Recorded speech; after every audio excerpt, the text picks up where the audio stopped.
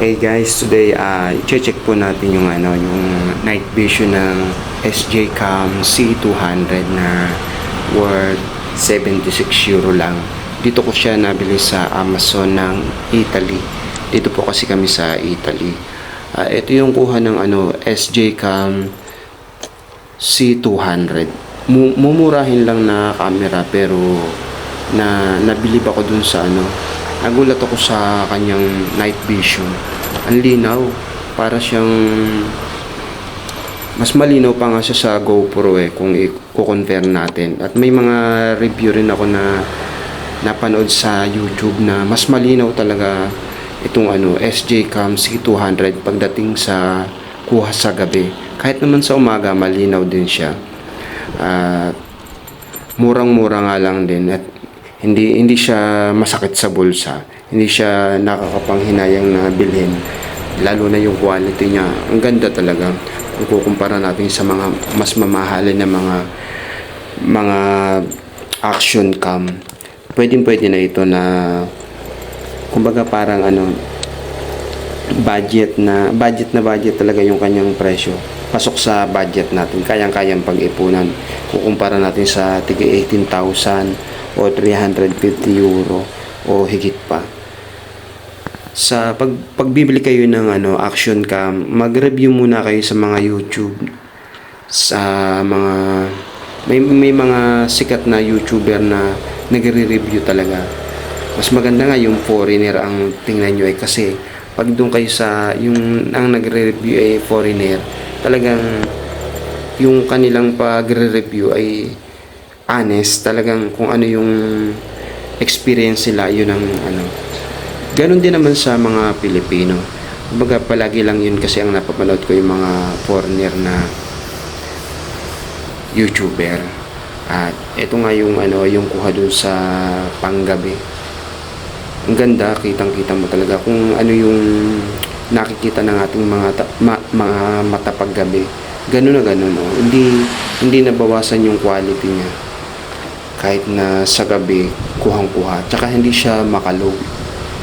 Meron kasing ibang mga action cam na sinasabi nila na hindi daw makalog.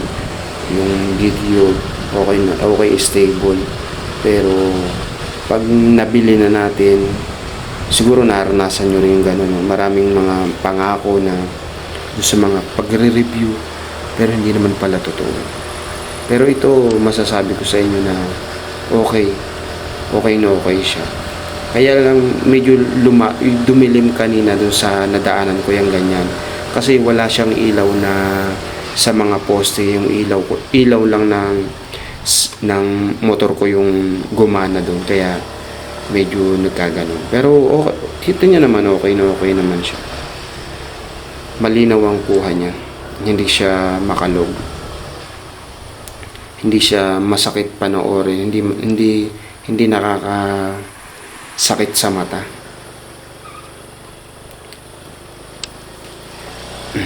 Dito kasi sa Italy, puro part-time ang aking trabaho kaya inaabot ako ng gabi. Kaya glory to God at nakarating kami dito. Nakarating kami dito dahil sa aking asawa, sa kanyang pamilya. Una ang aking asawa, kinuha ng tiyahin niya tapos pagkatapos ng 2 years nagkaroon siya ng ready to ang tawag kasi kailangan ka magkaroon dito ng record na kung magkano yung kinikita mo dapat ay sapat para mapetisyon mo yung asawa at mga anak. Sa ngayon ang pwede lang madala dito yung asawa at mga anak kaya medyo mahirap makapasok ngayon dito sa Italy.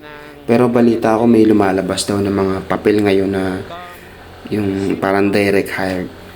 Pero sobrang laki ng hinihingi. Tapos may mga nabalitaan ako, ang dami na nang ibinigay na pera. Hanggang ngayon ay wala pang balita. Kaya kung nagbabalak na pumunta dito sa Italy, masasabi ko lang na medyo pwede naman, kaya lang mahirap, baka magastusan lang ng todo. Kung hindi maayos na agency ang mapipili dahil Sa panahon kasi ngayon, ang dami ng scammer. Ewan ko ba, bakit yung mga scammer gustong-gusto pang manloko ng mga tao? Bagay, scammer nga. Pero, yun may balik. May balik talaga. Lahat ng mga ginagawa mong kasamaan sa kapwa mo, may balik talaga. Totoo yun, dahil nakasulat yun sa Bible, kung anong itinanim mo, siya mo rin aanihin. Kaya, mas maigi pang magtanim tayo ng mga kabutihan. Mga kalooban lang ng Diyos ang dapat natin gawin, at tiyak na bubuhos ang pagpapala. Danas namin yun, danas ko yun nung ako yung nasa Pilipinas, na iniiwasan ko talagang manglamang ng mga tao. Dahil yun nga, kung anong itinanim mo, yun din ang aanihin mo. Kaya hanggat maaari, huwag tayong manglalamang ng kapwa o yung mga usong-usong yung mga scammer, dahil kung hindi man sa atin bumalik yan, sa pamilya natin. Subscribe nyo nga pala ako. Thank you for watching. God bless.